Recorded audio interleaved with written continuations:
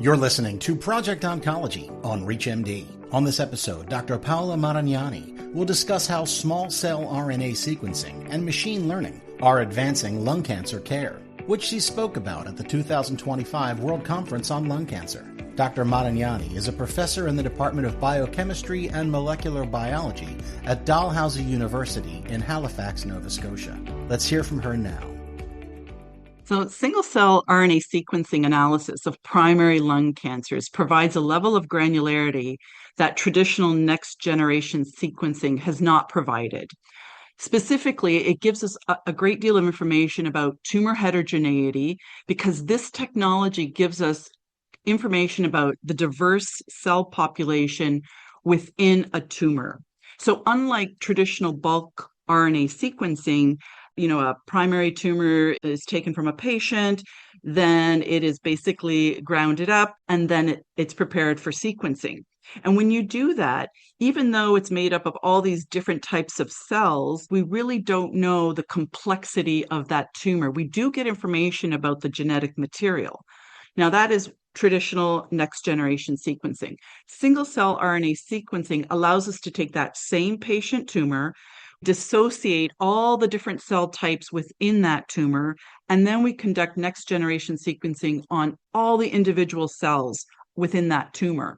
So the level of information we gain from single-cell RNA sequencing is in the terabytes of information that we can then interrogate using technologies like artificial intelligence and machine learning. And so the elegance of single-cell RNA-seq is we get tumor heterogeneity, so we get information about all the diverse cells that are found within a patient's tumor. And then we also get a very detailed information about the genetic diversity within each of the different cell types. We get information about the differentially expressed genes, not for just the entire tumor, but every single cell. Machine learning allows us to take all this information and simultaneously tease through terabytes of information about a patient's cancer and identify the unique characteristics at the genetic level. It allows us to identify splice variants, different type of mutations, single nucleotide variants. Traditionally, we could do this bioinformatics, but this could take a year to 2 years to go through 10 patient tumors. With single-cell RNA-seq, we can go through 500,000 individual tumor cells from those same 10 patients.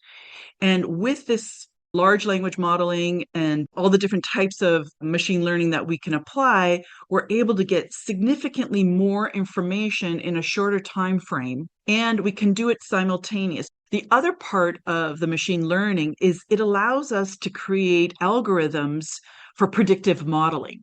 So we're at a point where we can predict which lung cancer patient may have recurrence or resistance long before they even begin their treatments, because we're fortunate enough to have one of the largest lung tumor banks in Canada. We have more than 8,000 patient tumors, and I'm one of the scientific director for our QE2 lung tumor bank.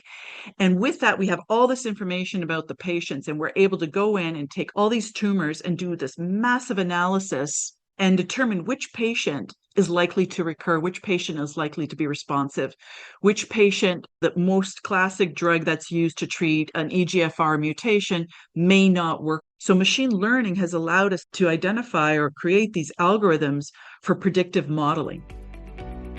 That was Dr. Paola Marignani discussing the integration of small cell RNA sequencing and machine learning into lung cancer management, a topic she presented on at the 2025 World Conference on Lung Cancer.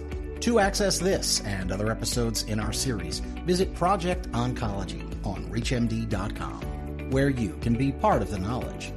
Thanks for listening.